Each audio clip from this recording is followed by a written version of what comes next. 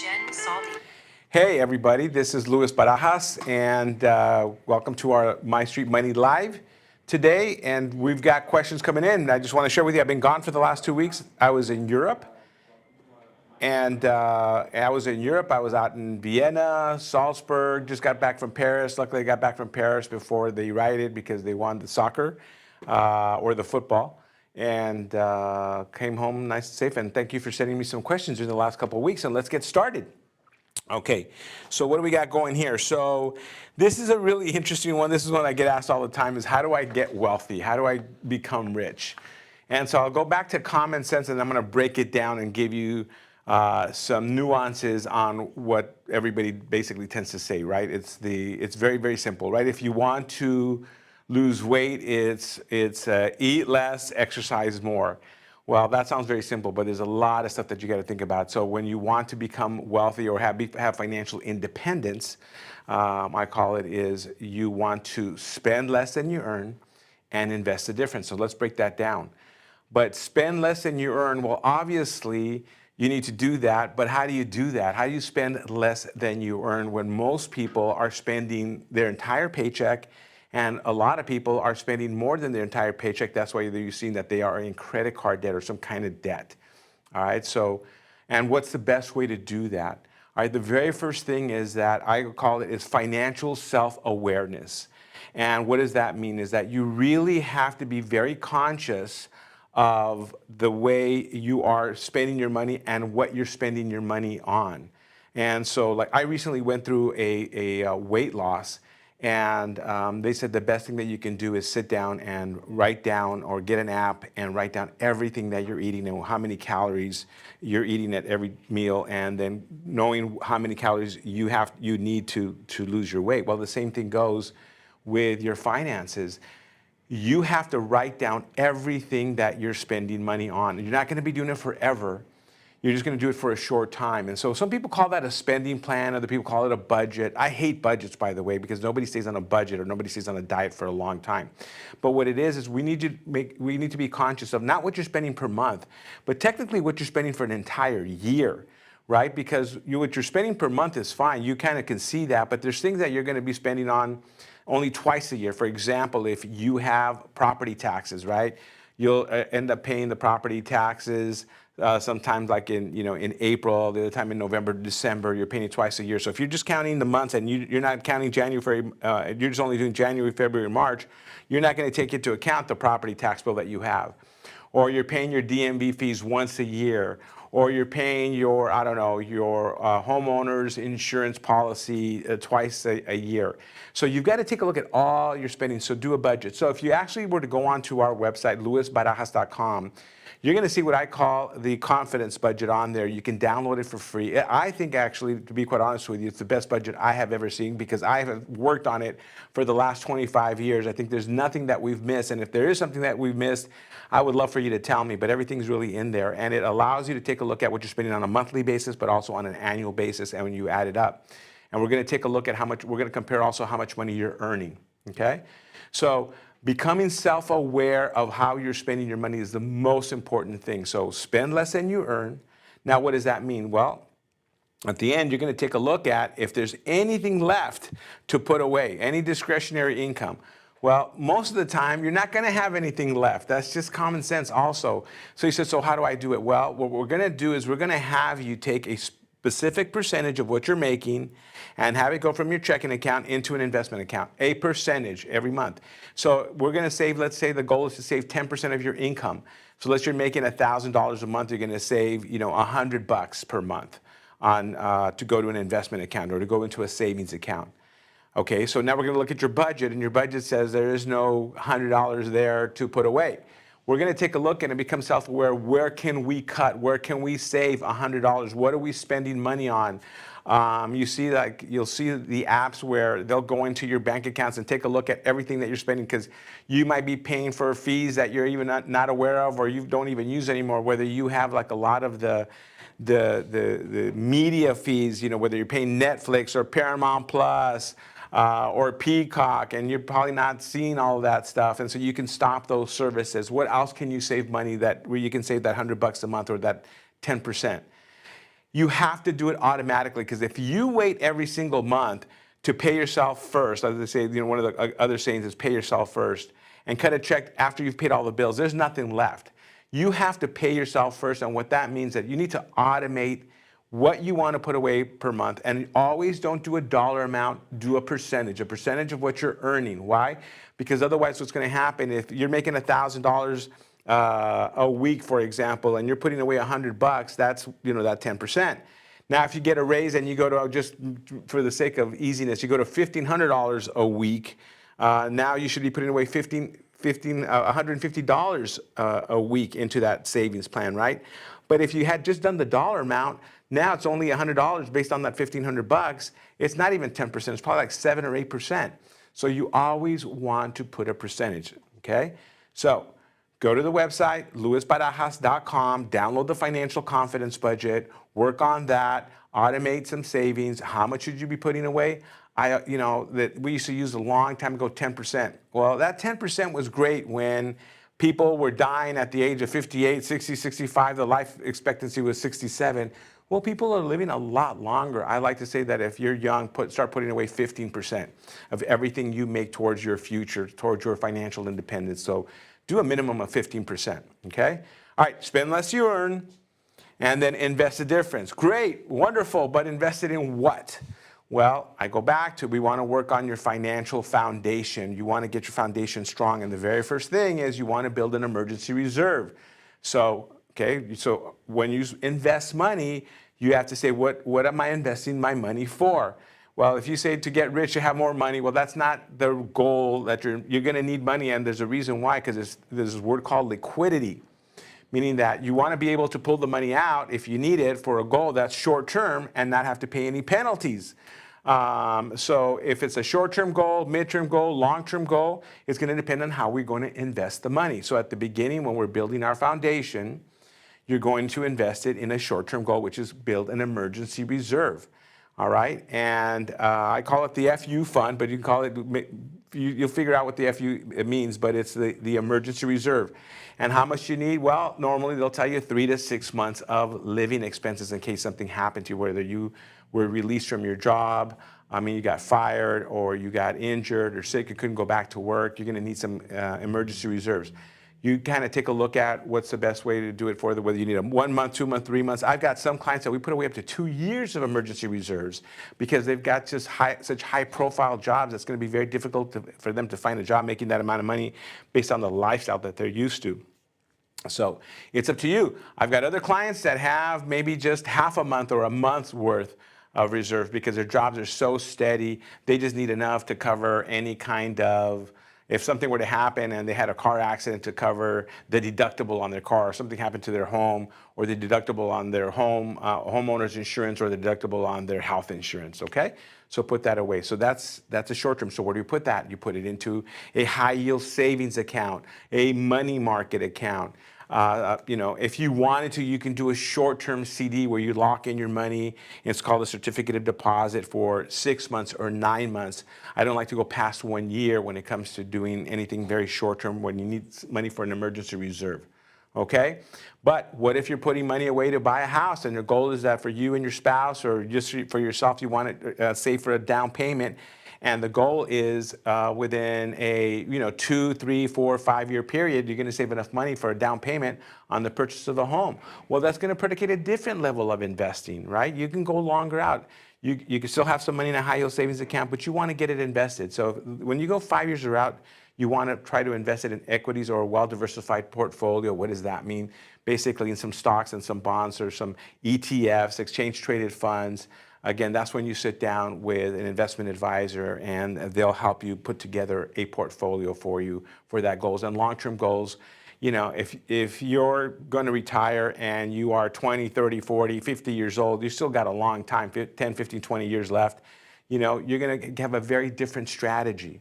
And then you're going to have another different strategy if you're earning a lot of money and you're paying a lot of taxes. So there's a way to minimize your taxes when you start putting together a portfolio. So it's really important that you sit down with an investment advisor, someone professional who does this every single day and can guide you to make sure that you make the best decisions. So when we take a look at that common sense term, right?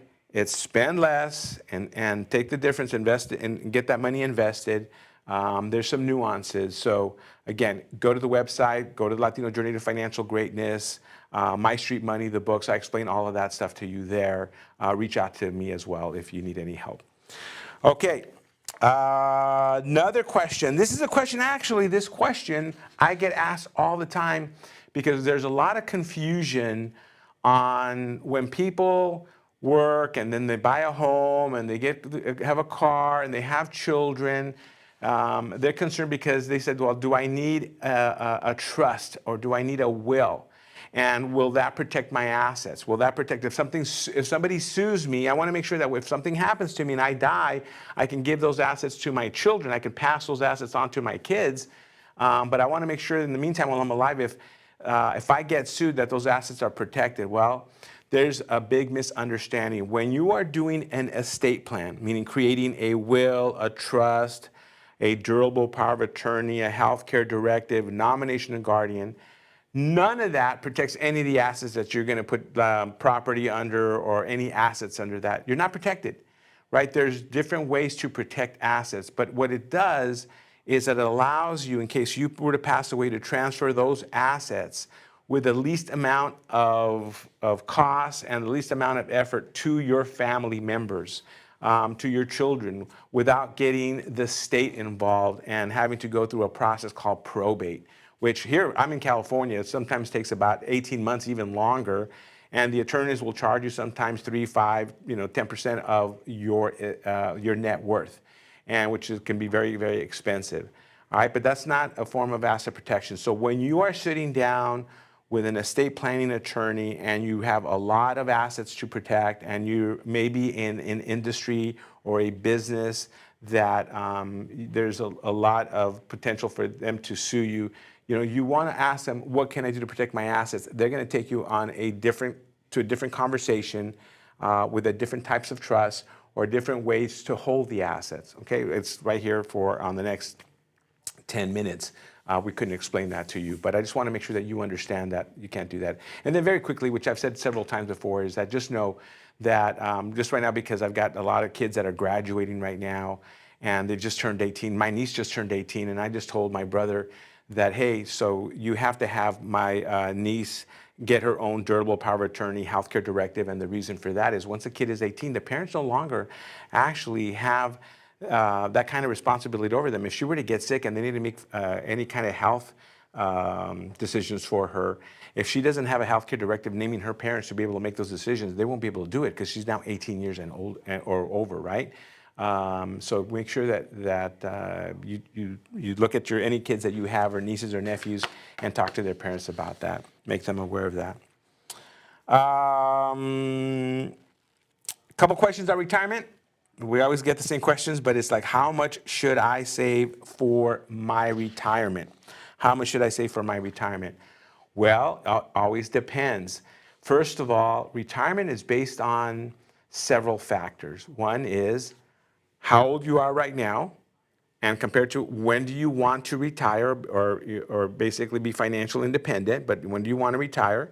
So whether you're 25 years old and going to retire when you're 60 years old, you got a lot of time.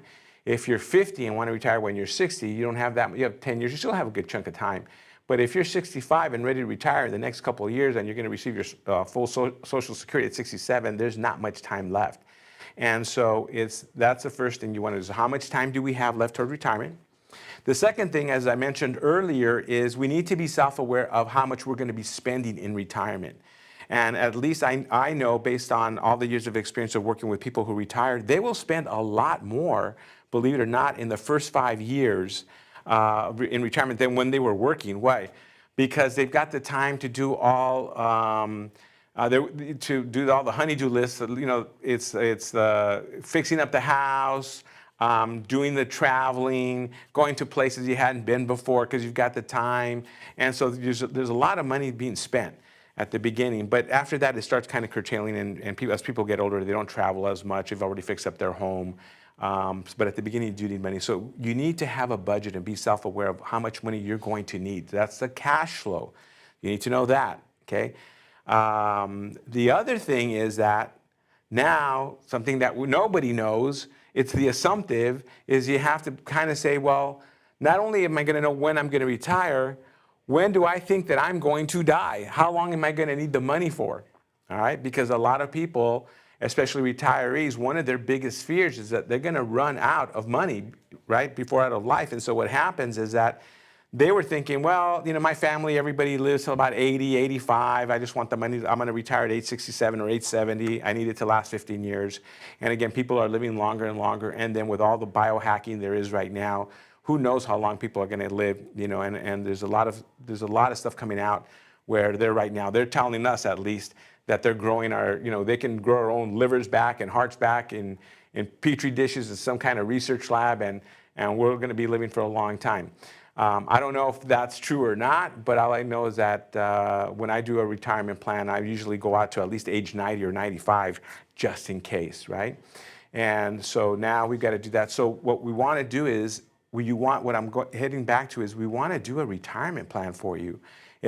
We got to take a look at all the resources you have, right? The other thing is, what are you going to get when you retire based on what's your Social Security or what's your pension going to be? So we need to know that. So let's just say that you're going to retire on $80,000 a year. All right, and so we know that when you retire, you're going to get $40,000 a year from Social Security or $30,000 a year from Social Security. We got $50,000 to make up.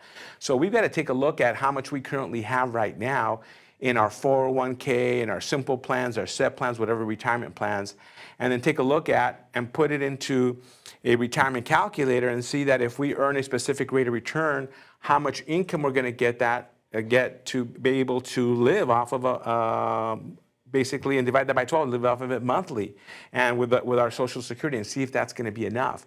So there's a lot of work that goes behind a retirement plan. I know that I spend literally sometimes an entire week just doing a retirement plan for one client, because we've got to go and take a look at their properties, their pensions, Social Security, what they have in different retirement plans. One of the things that I like to do as people get older is I like to simplify as well. The problem that I have is that a lot of people will have, when they're in their 50s and 60s, they have accounts open at credit unions, bank accounts, all sorts of different bank accounts.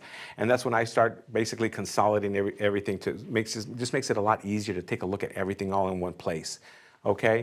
So how much do you need? Again, it depends. It depends on your age. It depends on how much cash flow. But I will say you can never not save enough. And I'm always a believer that since we don't know when we're going to die, right? I've never seen a U-Haul behind a hearse. We're not going to take anything with us. I love for our clients to spend money as well, pre-retirement, when they're young and they're healthy and they can travel and they can experience life, and at the same time balance that out with savings for the future. Okay, so sorry I couldn't give you the specific answer, but I just wanted to share with you all the things that really go into a retirement plan and what it requires, so you just don't take it so lightly, so you can sit down and do it yourself. A lot of great retirement calculators. There are a lot of great financial planners that can help you with that as well. So look online. Vanguard, I think, has some great retirement calculators. All right, let's see here. What else do we've got? I think there wasn't a lot of questions. Here's the one. Okay, so how do I change years of financial habits without feeling ashamed? All right, how do I change years of financial habits without feeling ashamed? Kind of maybe trying to figure out what you're trying to say there is meaning that you probably haven't saved enough money. You probably haven't invested any money. And so, the problem is that you can't be ashamed. You just have to take a look at what is the outcome that you're trying to accomplish.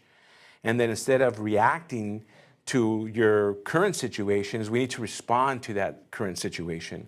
And so I will share with you that the best technique that anyone can do is set everything up on automatic when it comes to your finances.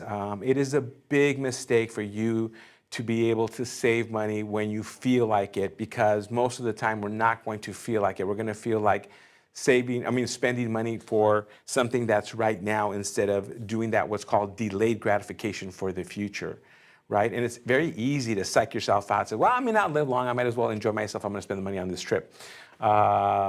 And so we psych ourselves out, right? It's the mindset that really throws us off. So don't feel ashamed, don't feel guilty. Put together a plan of where you want to be, figure out where you're starting from, and then set things up on automatic. So for example, if you haven't saved for retirement, it's opening up the retirement account at work, taking a specific percentage. As I've always said, don't ever put a dollar amount, put a percentage of what you're making into your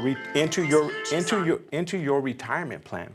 So and the same thing goes with savings. Just have money coming out of your checking account, go into a brokerage account. I use Fidelity. I love Fidelity, and have it go into a high yield savings account until you have enough money there, and then you want to start investing for other stuff. But again, it's do everything on automatic. I'm telling you right now, that's the best way to achieve financial success. Is it worth buying a home at my age? Thank you for sending me that question, but what you forgot to tell me was, what is your age? I don't know. So we'll talk about somebody who's really young or somebody who's really, or getting a lot older. All right, at your age. Well, the problem is that when you buy a home, it's a big expense, and there are a lot of things that you have to pay up front. You have to pay for mortgage fees, title insurance. You have to pay escrow fees. You may now have to pay some commissions to a realtor, where in the past you never did, but now if you're just buying a home, you may be responsible for your portion as well. And so when you buy a home, if you don't plan to live there at least 3, 4, 5, 6 years, sometimes 7 years, you may not make up for that if the values are not going up. If we go into recession, values may even go down on a home. And so is it a good thing? Well, unless you kind of know where, if you're young, where you're going to end up and where you want to be, it might be a big mistake to buy a home. It might be the best thing. And also, homes cost a lot of money. It's just not the mortgage and the interest and the property tax and insurance, but homes sometimes are a money pit, right? Once you get into a house, you realize, I don't know, you got to fix the electricity. Something's not right there. The plumbing's not right. The roof needs fixing, and you got to throw a lot of money into it. So if you're young, sometimes it's not until you really want to settle down, you found the perfect job, you're going to stay in that community for a while, and then it becomes a really great investment. Not only a great investment dollar-wise, but a great investment in the community when somebody's committed to that community. What if you're older? Well, here's the problem that I have, is that I have a lot of people who are retiring, and believe it or not, they're trying to downsize now. So they've got a home. I live here in Orange County, where people bought homes, 10 years ago for $400,000, and they're now worth $2 million. And they want to downsize, and they want to go to maybe closer to the beach. And so instead of living in a 3,000 square foot home, they're going down to a 1,500 square foot home. And instead of selling their home for $2 million, they're buying a small home in by the beach that's $1.5 million. The only difference now, though, is that they were paying property taxes based on the tax base of that $450,000 when they originally bought that house, right? And now they've got a tax base of $1.5 million. So in California here, they're paying over probably maybe $25,000 a year from paying maybe $4,000 in property tax, and they forget about that. Especially if you downsize. So you really have to take a look at it, whether it makes sense to you, whether you want to use some of those dollars to travel. Downsizing may be a smaller home, but it still may end up costing you more. So it's really important that you really take a look at the numbers, okay? All right. Anything else? I think we might have one more here. One more for today. Let's see here. What do we got on retirement? Can I rely on Social Security, or should I do something else? That is a big topic going on right now, Social Security. I mean, they've basically been telling us for years that Social Security will run out of money by the year 2035. Okay, as far as I'm concerned, we're in 2025. We got 10 years. I'm not planning to retire for at least another 10 years, and I've worked my butt off, and then they're telling me I may not have money for Social Security. Well, I don't think that's really going to happen. But what they've done is, in the past, most people would get, if when they retired, they would get Social Security, a full retirement amount at the age of 65. Well, it's now 67. For younger people, the age is moving up. It used to be that we used to pay Social Security tax on a specific level of income and it was capped. Well, that income keeps going up, and so we start paying more and more Social Security. It's going to be really interesting what this administration does with Social Security and how they're trying to handle it right now. I think that they're going to have to make some really drastic changes to keep Social Security. They're going to have to keep Social Security. That's my feeling. I just think maybe we're not going to get the full amounts that we thought we were going to get as we get older and start relying on that. They're going to start moving the ages up as people live longer. Remember when they first started Social Security back in the 30s, and people got full Social Security at the age of 65, the life expectancy for a man was, I think, 65 or 66. So we were only supposed to live a year past Social Security. Now we're living from 65, we're living to age 95 or 90. That's 25 years beyond the retirement age. So again, the Social Security is in crisis. I will tell you that that's one of the reasons why I love for my clients to save money for their financial independence through their retirement plans, through their 401ks, through IRAs, through 401k Roth IRAs, through regular Roth IRAs, through simple plans, step plans. There are so many things that you can do. But I will share with you that the biggest regret that you will have is not starting today if you haven't started. Is when's the best time to start? It's today. Because everybody says, they come to me when they're sitting with me and they're really happy, talking about how we're doing their financial planning, getting them started. And it always comes down in that same conversation, I wish I would have met you 20 years ago. Well, again, I go back to whether you met somebody else or not, what they were saying is, I wish I would have started 20 years ago because I know how much money I have to put away now. I could have put a lot less and I would be in a really good situation right now. So it doesn't matter what your age is, it's never too late. Get started now, start putting money away. All right, so I don't see any other questions coming in. We're going to finish a little early today, and then we'll get together again next week. And please send your questions, whatever you have, we'll answer them here. If you try to send me a question, be a little bit more specific. Follow us on TikTok, follow us on Instagram, follow me on Facebook. Go to luisbarajas.com. We're really ramped up right now on the Finanzas 50, and it's finances without count, right? Don't count your money, count your blessings, and then don't count the years. We're really ramping up on the workshops. We're going to do one live on Zoom, and tell your friends about it. Please, subscribe to our YouTube page. Like everything that you see. Please share the information with your friends. Like I said, I'm going to tell you always the truth. Never going to sugarcoat anything. I'm not selling you anything on this. I just want to make sure that people have financial dignity in their lives and they're able to take care of themselves and their family. And like we've always said, we've never seen a U-Haul behind a hearse. You're not going to take anything with you. The goal is to use money as a tool to live a better quality of life. Very good. See you guys next time.